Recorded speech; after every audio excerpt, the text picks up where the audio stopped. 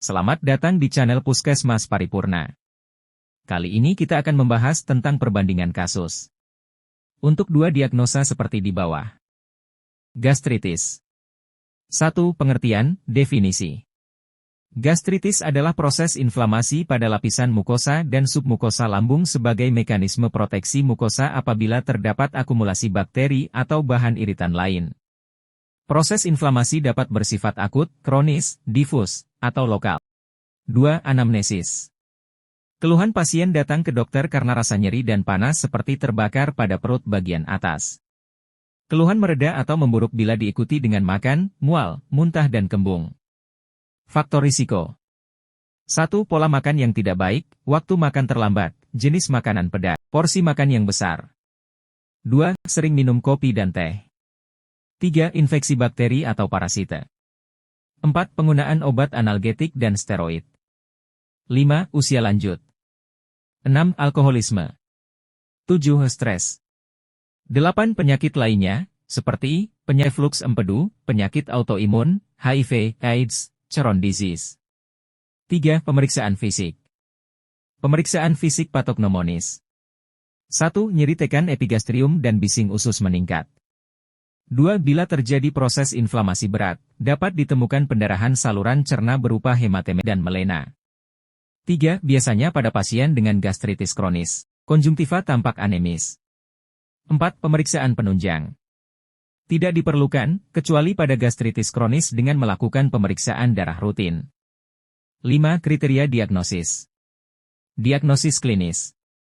Diagnosis ditegakkan berdasarkan anamnesis dan pemeriksaan fisik. Untuk diagnosis definitif dilakukan pemeriksaan penunjang. 6. Diagnosis kerja. Gastritis. 7. Diagnosis banding. 1. Kolesistitis. 2. Kolelitiasis. 3. Crohn disease. 4. Kanker lambung. 5. Gastroenteritis.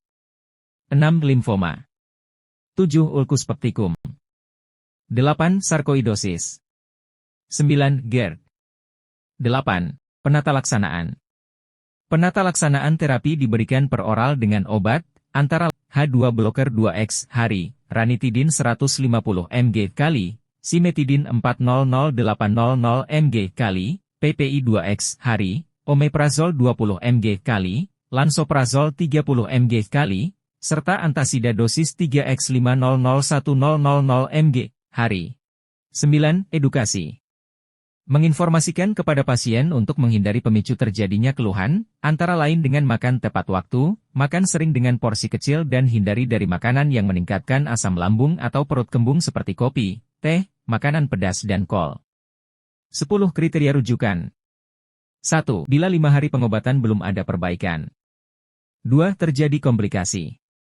3. Terdapat alarm simptoms. 11. Prognosis. Prognosis sangat tergantung pada kondisi pasien saat datang, komplikasi, dan pengobatannya. Umumnya prognosis gastritis adalah bonam, namun dapat terjadi bila pola hidup tidak berubah. 12. Referensi. Keputusan Menteri Kesehatan Republik Indonesia Nomor HK-02-02 Menkes 514/2015 tentang panduan praktik klinis bagi dokter di fasilitas pelayanan kesehatan tingkat pertama. Panduan praktik klinis. Puskesmas. Disentri basiler, disentri amoeba. 1. Pengertian, definisi. Disentri merupakan tipe diare yang berbahaya dan seringkali menyebabkan kematian dibandingkan dengan tipe diare akut yang lain. Penyakit ini dapat disebabkan oleh bakteri disentri yang disebabkan oleh shigellosis dan amoeba, disentri amoeba. 2. Anamnesis. Keluhan. 1. Sakit perut terutama sebelah kiri dan buang air besar encer secara terus-menerus bercampur lendir dan darah. 2. Muntah-muntah. 3. Sakit kepala. 4. Bentuk yang berat, fulminating chassis, biasanya disebabkan oleh S. dysenteriae dengan gejalanya timbul mendadak dan berat, dan dapat meninggal bila tidak cepat ditolong. Faktor risiko. Higiene pribadi dan sanitasi lingkungan yang kurang. 3. Pemeriksaan fisik. Pada pemeriksaan fisik dapat ditemukan 1. Febris. 2. Nyeri perut pada penekanan di bagian sebelah kiri. 3. Terdapat tanda-tanda dehidrasi. 4. Tenesmus. 4. Pemeriksaan penunjang. Pemeriksaan penunjang berupa pemeriksaan tinja tidak dapat dilakukan di puskesmas. 5. Kriteria diagnosis.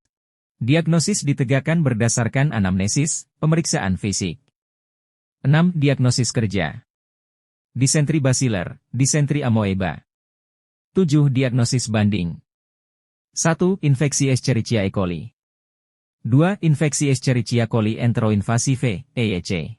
3. Infeksi Escherichia coli enterohemoragik, EHEC. 8. Penata laksanaan. 1. Mencegah terjadinya dehidrasi. 2. Tirah baring. 3. Dehidrasi ringan sampai sedang dapat dikoreksi dengan cairan rehidrasi oral. 4. Bila rehidrasi oral tidak mencukupi dapat diberikan melalui infus. 5. Diet, diberikan makanan lunak sampai frekuensi bab kurang dari 6-5 kali hari, kemudian diberikan makanan ringan biasa bila ada kemajuan. 7. Farmakologis. A. Menurut pedoman WHO, bila telah terdiagnosis shigellosis pasien diobati dengan antibiotik. Setelah 2 hari pengobatan menunjukkan perbaikan, terapi diteruskan selama 5 hari. Bila tidak ada perbaikan, antibiotik diganti dengan jenis yang lain. B. Pemakaian jangka pendek dengan dosis tunggal fluoroquinolon.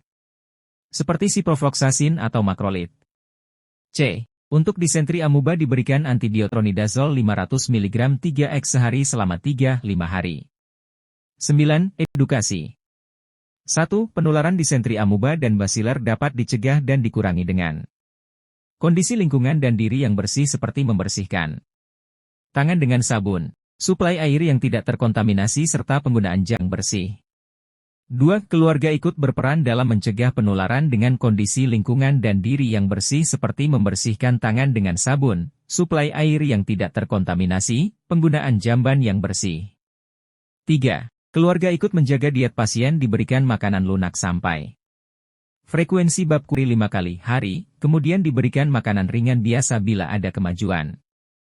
10. Kriteria rujukan. Pada pasien dengan kasus berat perlu dirawat intensif dan konsultasi ke pelayanan kesehatan sekunder, spesialis penyakit dalam.